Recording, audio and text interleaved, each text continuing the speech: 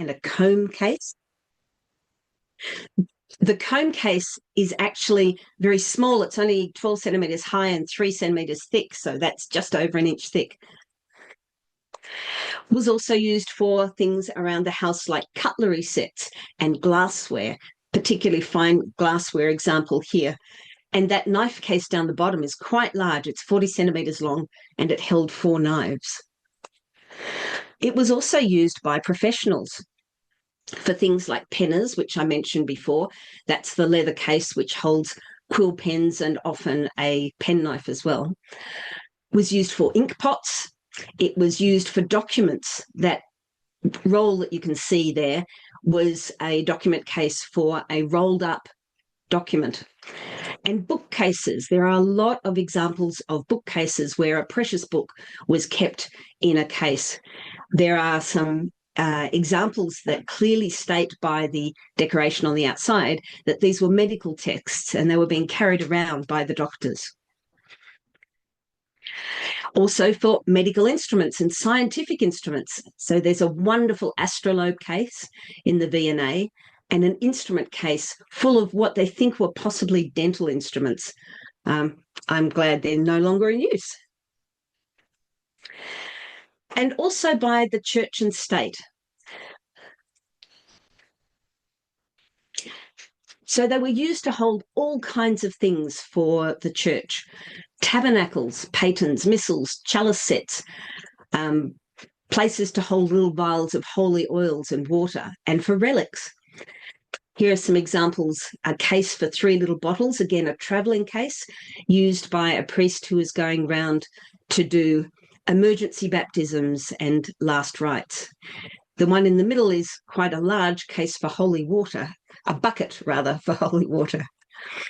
And it wasn't just the Christian church. In the Jewish tradition too, there are lots of examples of cases used to hold things. In this case, a particularly elaborate Kiddush cup.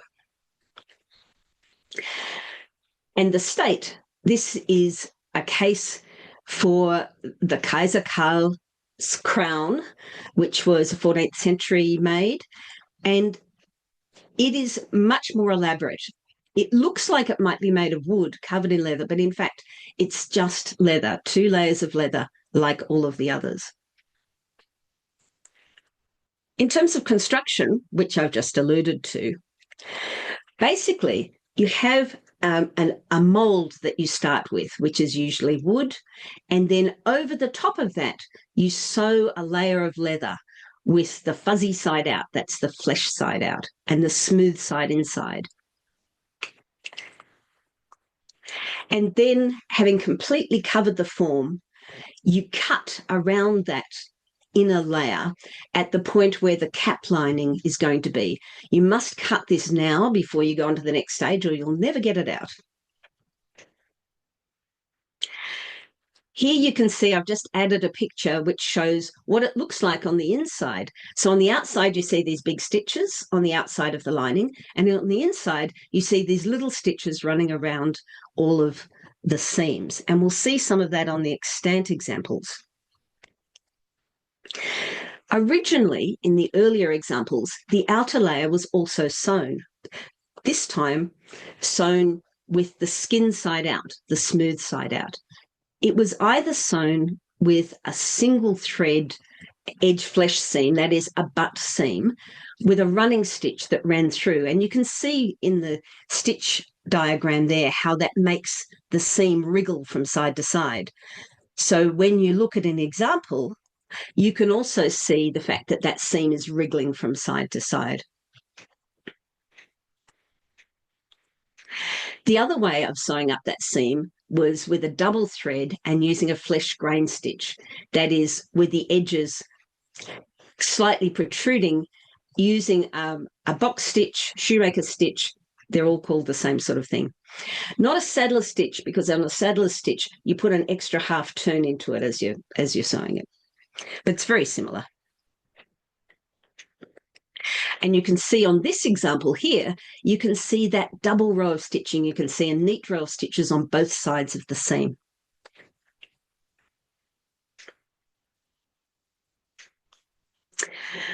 From the 15th century, they started to change the process, and instead of sewing the outer layer, they skived the edge, that is, shaved off the edge, and then glued the edge down, so that instead of having a seam that you needed to hide, you had a glued edge which you could disappear into the design. Of course, it's not as strong as the sewing, but it is much neater and it's a lot faster.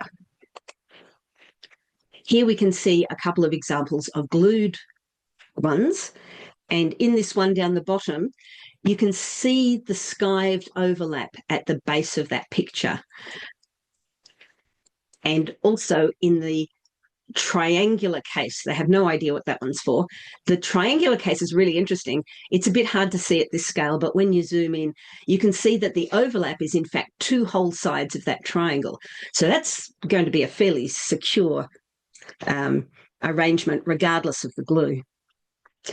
The glue that they would have used was a hide glue or rabbit skin glue, which is an example of hide glue, because it works really well with leather, and providing it doesn't actually get soaked and hot at the same time, is slightly flexible and also stands up well to moisture. The green circle here is showing you the inside of the cap, and you'll see that little row of stitches running around, which shows how the the inner layer was sewn around, and you can see the remnant of that on the inside of the cap. Once you've got the outside sewn or glued on, then the next step is to cut and raise the slots or the channels for the cords which keep the lid attached. The first stage is to cut through the outer layer, just the outer layer, not the inner layer. The next stage, once your leather is nice and wet and has absorbed that moisture, so you're not going to strain it or break it, you gently raise those channels and then put something in them to keep them open while it all dries. On this triangular case, and indeed on all the other examples I've shown you, you can see those loops. Sometimes there's just one channel at the top and the bottom, but quite often there's a whole series, two or even more, because it also became a decorative element. Here's another example. They have no idea what was in this case, but it's very elaborate. And you can see many of the features that we've been talking about. So here you can see the overlaps where this was skived and glued for the outer layer. On the main body, you can see how that's parted from the inner layer and the outer layer of parted company over time. Here you can see the stitching coming through from the lining. And in the lid, you can see that that was a pretty complicated thing to try and make. Very three-dimensional and with the little bump up bit at the top. So they've made it out of several pieces of leather. They haven't tried to take one piece of leather and then mold it over and get it to work. It's been done in several sections, which have been carefully sewn together and then molded on. And here you can see the channel for the cord. That one's quite a flat one, so it probably had something more like a tape or a wide tablet woven band or something running through it. Some of them have internal compartments. Here you can see a pen case, and although on the outside it looks like one thing, on the inside you can see it's got several examples, several compartments. Here's another one, the 3-bottle case that I spoke of earlier. You can see that the compartments have been made by firstly making the compartments. They will have been wrapped around their forms, 2 separate forms, and then another layer has been added around the outside, which is still part of the inner layer. So there's a solid inner layer holding them all together, and then the outer layer put on. In the other example, they've wrapped the 3 compartments around the forms, and you can see this is quite fine leather and it's been wrapped around more than once, but there isn't another layer holding them together. a different method of construction. Now for the decoration. Once you've sewn and raised the channels for your cords, then you decorate it. And you decorate it while it's still on the form, because that gives you great support. And also you can see where the decorations need to go, and you can work around the channels and make the whole thing flow. As you will have seen in the ones I've shown you so far, most of the examples are black, and they have an incised and tooled decoration on them. The decoration was in the style of the time. Style twice. Style of the time. So when you look at the earlier examples, like this is the 14th century pin case, you can see that it is really a very 14th century aesthetic. You also notice that in this case, the design flows over the entire case. There's no separate compartment for the top and the base. You just cut straight through the design. That was a feature all the way through up to the 16th century for some styles. Here's a close-up of part of the knife case I showed you earlier. And you can see this is a really 15th century design.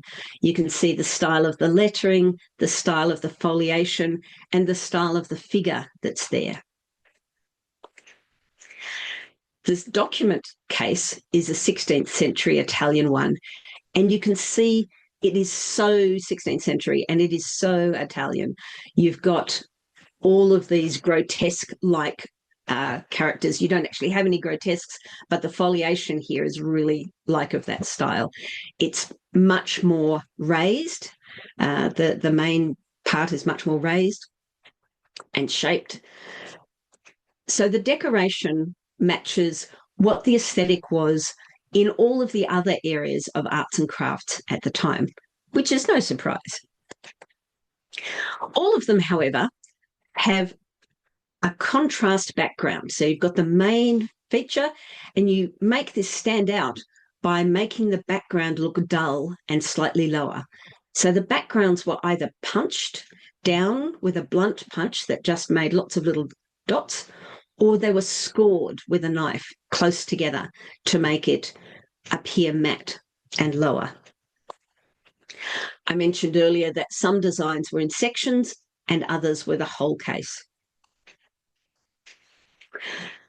Although most of them were black, sometimes they were left undyed. They're rare, but there are some examples. So this case for the Vienna Masterbook was just left in the natural leather colour, and over time and use, it's gone to this lovely dark honey gold sort of colour, which is what leather will do. Here's another example of a missal case, which has also just been left undyed, but has been decorated not only by tool decoration, but also painted.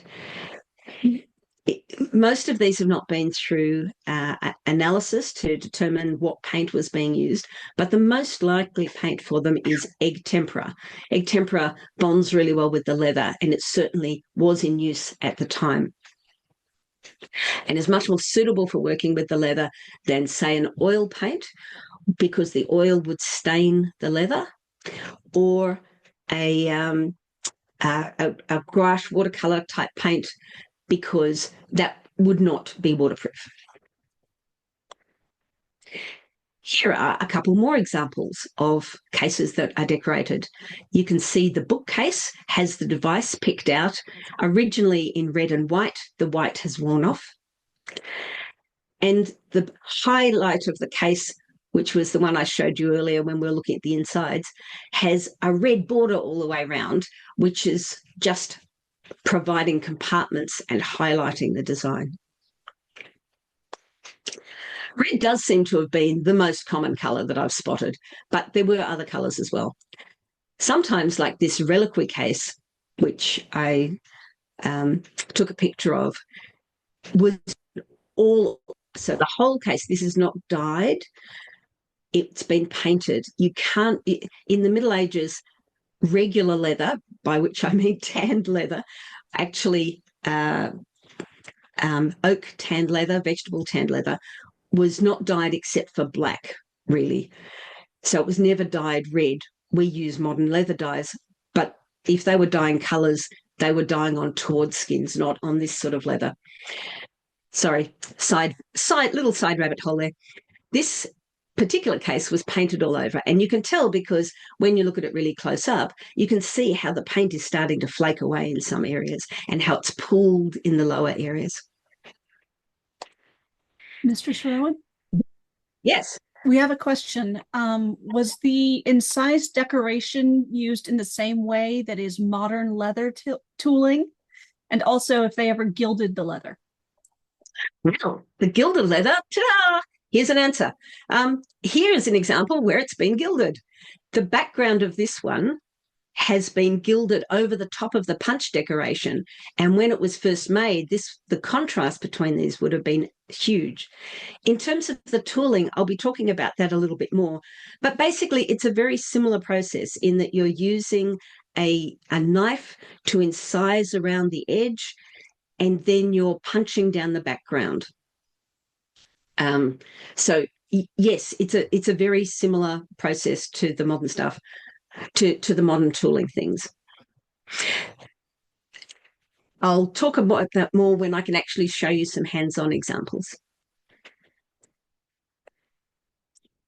If you're feeling slightly intimidated by all of these amazingly decorated cases, then don't worry, they're not all that great. This example, for instance, the cup case, is fairly crudely done. Those are not the marks of a really skilled leatherworker. Those are the marks of somebody who is decorating the case. So don't feel that you have to be able to do amazing work with a knife and punch. You can make it look good and effective and very much in keeping with the time with less skill. And you'll notice here too that the background is not punched down like most of them are, but is scored with cross-hatching, which is very easy to do, and you only need the one knife to be able to do it.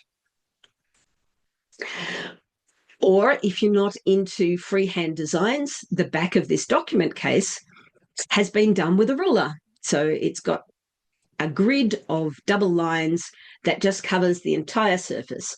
And so that's a very easy thing to do if you're not feeling up to doing much by way of freehand work. And if we look really close at the masterbook case, you can see that actually, even though it reads really effectively, it's pretty sloppy. Up in the top corner, you can see how when they've been outlining the leaf, they've gone well over the borderline that they drew. Here, you can see how one of the leaf edges has, again, gone well over the line. And when they've punched the background, they haven't gone right up to the edge. They've stopped short.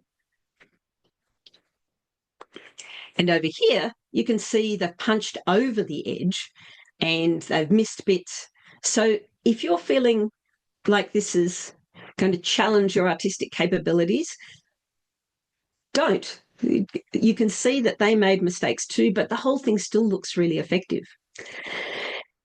In this example, you can see that the background has been punched with a 4-hole punch where the 4 little dots have been arranged in a square or a diamond, and then that punch has been worked side by side to get it together.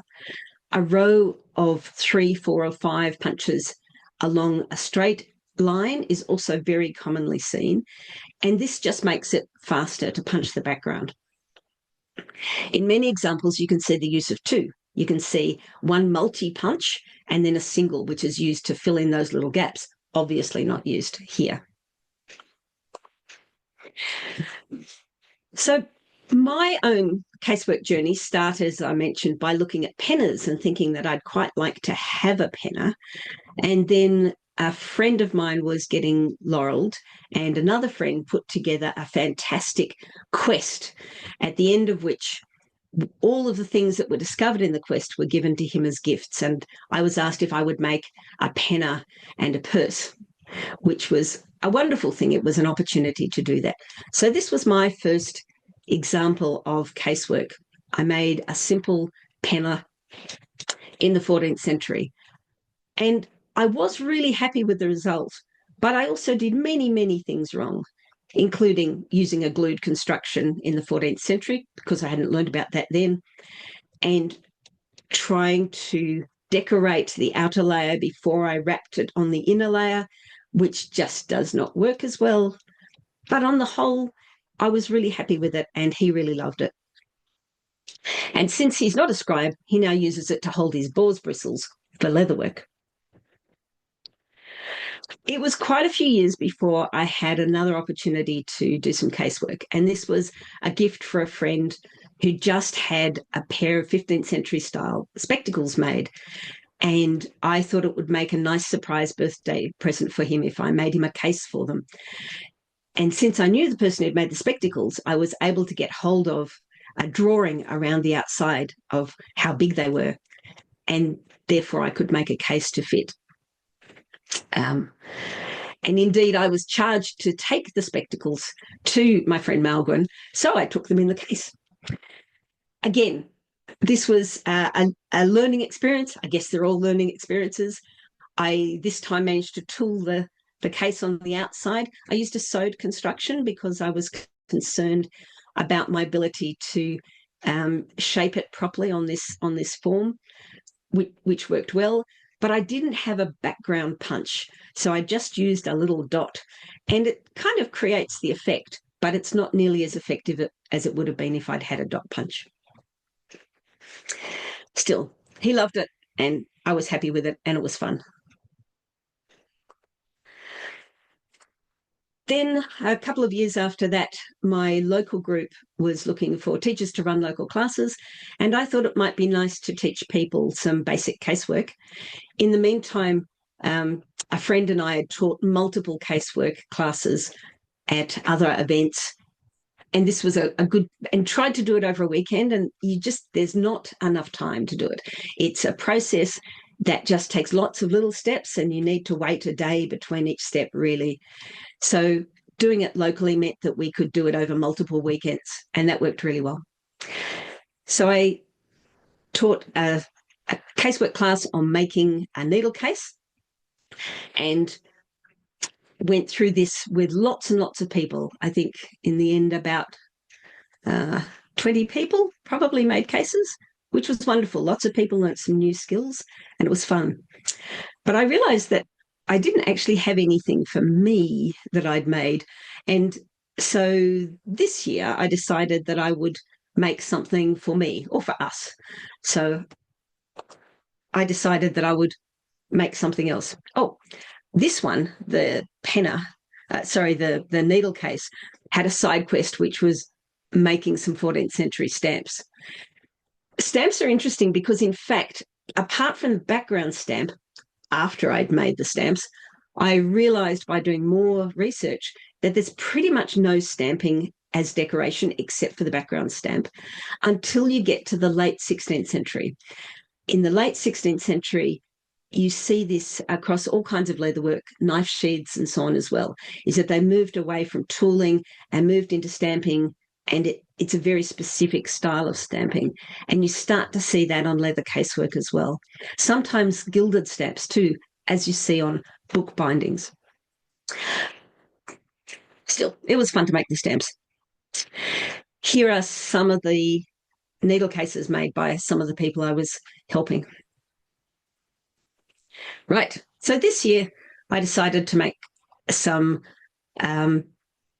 glassware cases, and that's been the project that I worked on starting at the end of last year and flowing to the beginning of this year. And it took a great deal more time than I was expecting.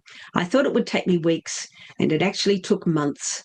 There were numerous side quests, including making more stamps, a 4-row background stamp, and also investigating options of lots of different dyes, lots of different glues, lots of different ratios. But finally, 2 of them are done, and I'm very happy with them. The images that you've been seeing in this slideshow all belong to the various museums, or they were ones that I've taken, and they're all Creative Commons images. And I've put a couple of references here. There's not a lot around on Casework, but these books have a little bit. There's also quite a lot of information on my website, and including the process and the story and step-by-step pictures of the projects that I've shown you here. So that might be useful if you want to do some more. I'm going to shut down the slideshow, check if there's any questions, and then go on and do some live stuff.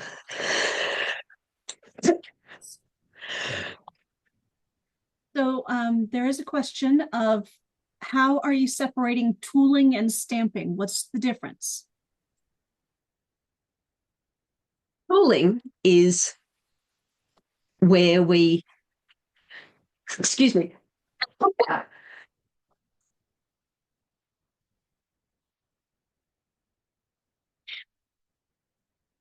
tooling is where I'm using a knife to draw a line in the wet leather, and possibly a folder or something to depress.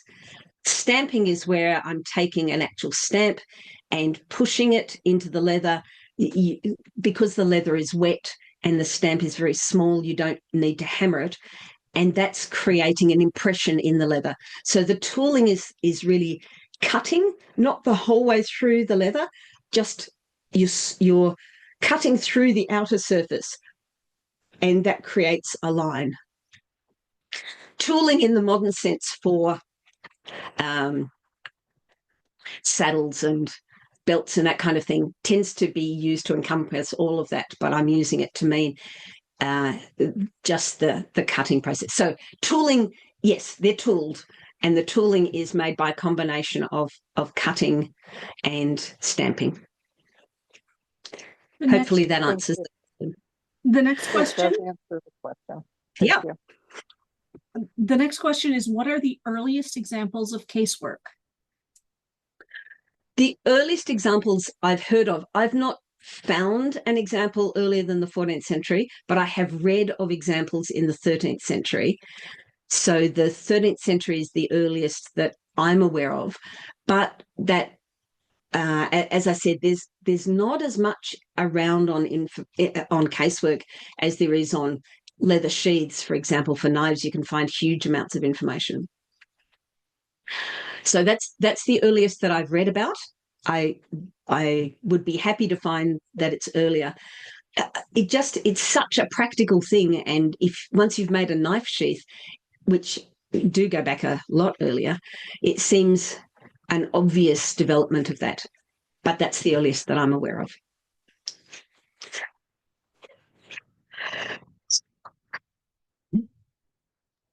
Thank you. I believe that's it for the moment. Right. In that case, I'm going to try a tricky maneuver and move to another camera where I can show you some close-up stuff. Oh, before I do that, leather. I talked about that earlier. The leather that you need for this is oak tanned, bark tanned, vegetable tanned. It's the stuff that you use for leather tooling. For casework, you want it to be about 1.5 to 2 millimeters thick. So it's not particularly heavy because you're going to use 2 layers. Of course, the smaller the item, you want to go down a bit. And if you're going to a large item, then you might want to go up a bit. But that's a useful size to use. You can't use modern chrome tanned leather for this kind of project. It just doesn't have the ability to wet mold or to tool or any other things that this system requires. So it needs to be this sort of leather. Another thing that you'll need is a mold for the inside. So you need to think of this for the inside out. The mold needs to match the thing that you're wanting the gap to be inside. So for a needle case, I'd start with a really, really small mold, and I'll show you this more in a close-up, because you only want a very small space in the middle. For the glasses, this is a wooden mold made to match what the glasses look like folded up. Wood is great, but I realise that not everybody has access to a woodworking shop like I do. And so with the glasses cases, I experimented by using XPS foam, which I use for making hat blocks. And it's easily available and it's cheap and it's easy to carve with just kitchen tools.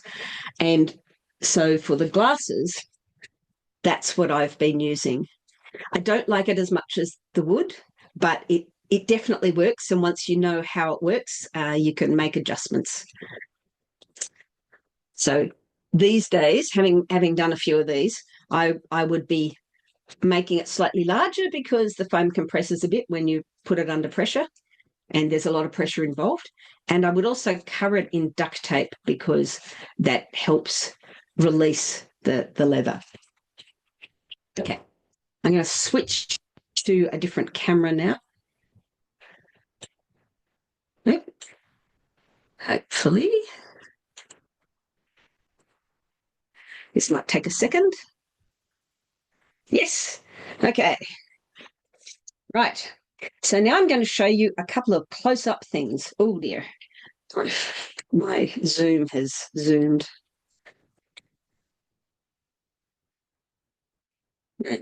Keep going up. So stop. Okay.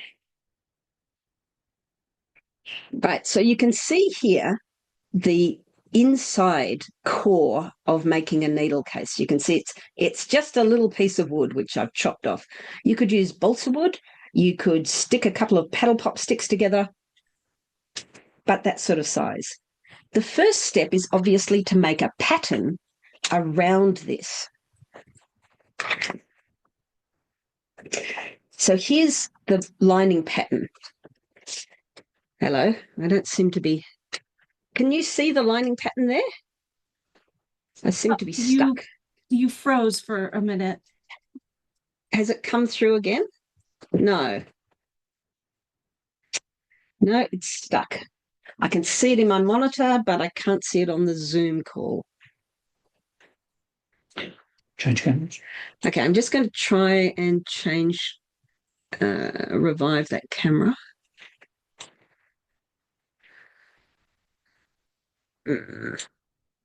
Just going to flick back between the cameras and see if that sorts it out.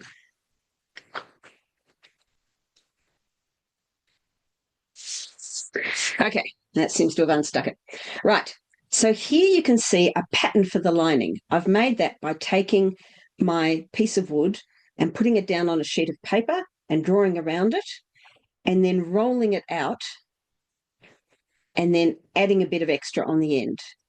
I've also added extra on the sides. I've added the thickness of the leather to each side all the way down. And I've got little tabs, which are the end. And you can see that I could fold that around this. And then I've cut that out in leather and wet it. We call it mellowing. So you wet it and you leave it to soak and until the bubbles stop coming up, and then you take it out and you rest it a bit. You can leave it overnight for a really big piece, but for a small piece, 10 minutes is probably fine. And then you wrap that leather around the core and trim it as you go so that it fits.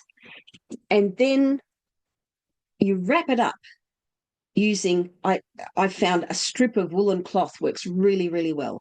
So you basically wrap it up like a mummy, really tight.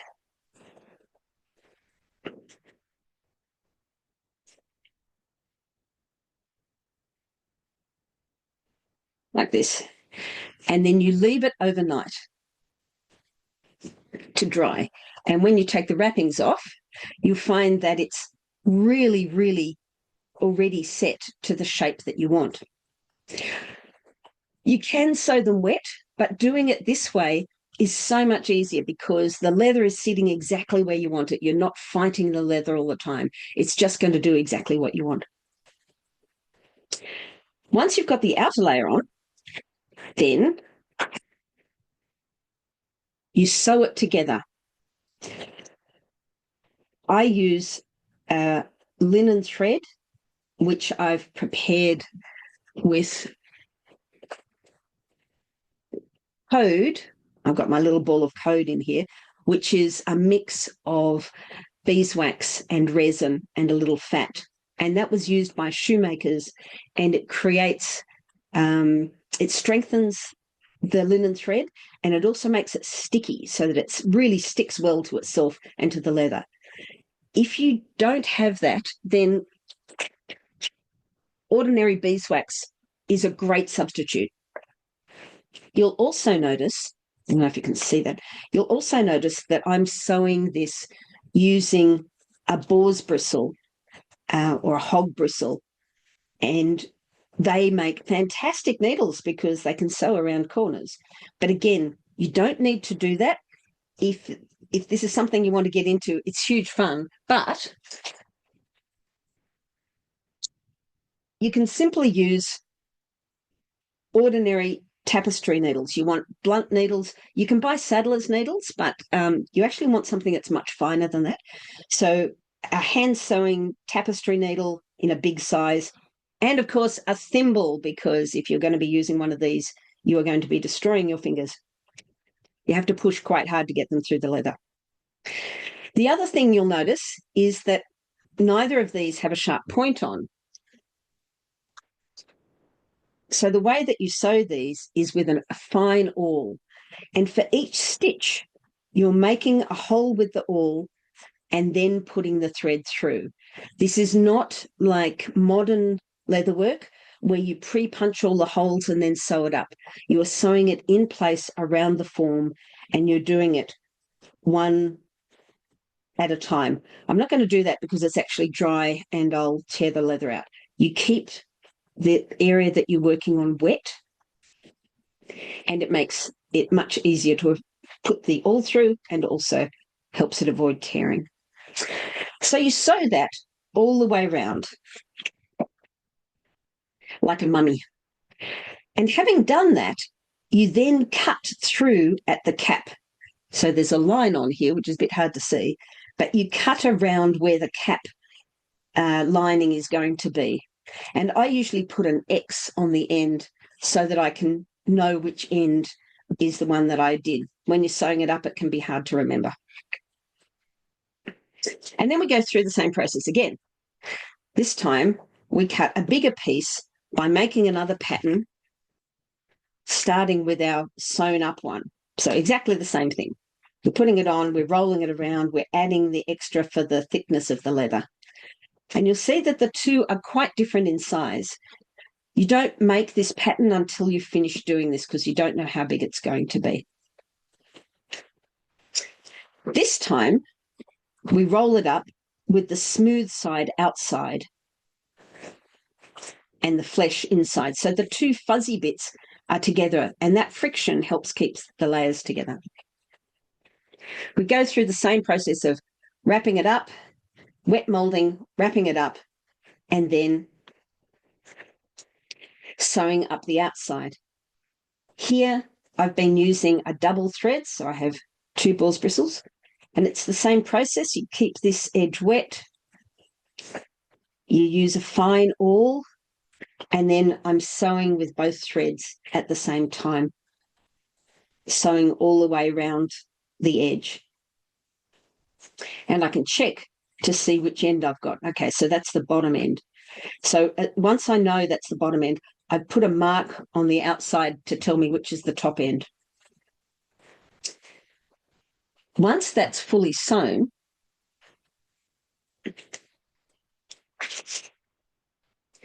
the next step is to raise the edges and do the decoration. So these little flanges, tabs, channels, call them what you will. The easiest way to do those is using a chisel and an end grain block of wood. Well, actually, I don't need the end grain for this one. I'm going straight into here. as I showed in the video, you want to put it on and just press through the outer layer. I recommend testing this on a scrap. So have a scrap at the same time, put 2 layers together and get to know what it feels like to just push through the outer layer. Right. Then I use an awl. Can't find my scratch awl. Oh, yeah. I use an awl to carefully raise up the slots, and then I'm putting, in this case, barbecue skewers in to keep them open while I work on the decoration. I wet this down, mellow it out, and then I'm working on the decoration. This one was just done with an awl and a ruler, just scribing the lines. Because I couldn't trust myself to get them even, I actually drew the design out on a piece of paper first and then pricked where the intersections were going to be, and then I could just rule them up. So it was very easy to do. And then the little dots in the middle are made with just a single dot punch, just pushed in. So that's a very easy decoration. You don't need to be good to do it. I'm realizing that I'm going to run out of time. So Yes, we do we're going to have. zip through the next bit faster.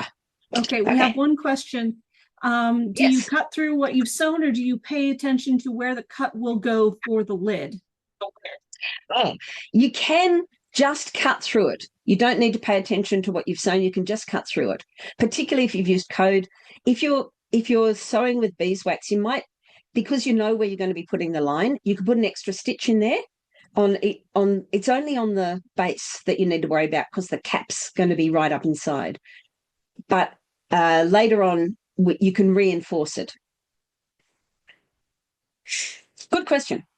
Right. Here's the final one, and you can see that I've dyed it, and then I've cut through the outside, and I've pulled it off, and that's the finished example. Right. Oh, I have so much to get through. I should have not elaborated quite so much as I was going through. You can dye these with modern dyes. I use a medieval dye, which is a combination of putting in lots of extra tannin onto the leather first, because modern leather has much less tannin in it. So I increase the tannin by using a concentrated solution of tannic acid, which you can buy for dyeing and other things, and brewing. And then I use iron acetate, which is basically fine steel wool, which has been soaked in vinegar for a couple of weeks and then strained. And the combination of those two turns it black. Right. I don't know if you can see that. I wanted to show you the detail of the tooling on this. This was just done using a knife. You want a knife that's not too sharp. You want a slightly blunt knife, or you use the back. If you're using a regular craft knife, you can use the back of the knife to try and get it. You don't want to cut all the way through the leather. You just want to score through the outer layer. And I made a 4-dot punch to do the back, but you can do it just with a single one. The other useful tool is a bone folder. If you don't have one of these, you can also use a teaspoon, but it's really useful for pressing into the edges, if smoothing down the stitches. It's a really useful tool to have in this context. Glue. Tide glue you can buy for woodworking, and you need to experiment a little bit with the strength. Basically, you soak it in water, you let it rehydrate, and then you heat it up below 80 degrees C, because that's when the proteins denature, and you put it on and it dries. But again, you could use a modern glue if you just wanted to give this a go. I'm just going to change back to regular camera. Could you share your website in the chat again, please? Oh, sure. I will do that now. Um, it's called Rowan Tree workshop.com.au.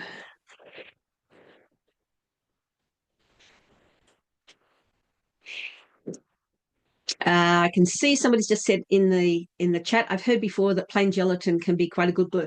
Yes, they're really all forms of gelatin. It's just how pure it is. So they come in different strengths, which is a function of how the proportion of gelatin. So just ordinary cooking gelatin is definitely worth experimenting with. I think that's the other thing that's worth saying is if this is a new craft for you, keep all your scraps and play around at every stage with the scraps. Try out the impressions that you're going to use. Try out cutting through the leather. Try out using the glue. I talked earlier about skiving.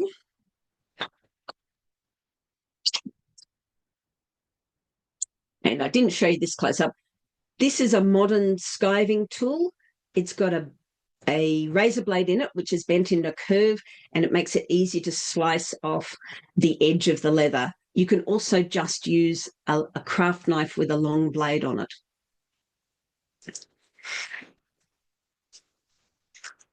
I think I would absolutely encourage you to have a go at this. If this looks like something that you think might be fun, but try something small first. The needle case is a good thing because it's quite a small size and you don't need much leather. You can just use little scraps of leather to make it. And the amount of sewing and so on won't seem overwhelming when you're doing it the first time.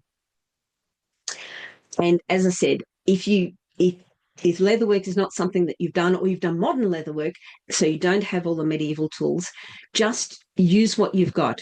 Use beeswax on your thread. Use the knives that you've got. Just use the stuff that you've got and have a play. If you decide that it's something that you really enjoy, then you might want to look at getting into more medieval tools. But even without them, you can produce really good looking things.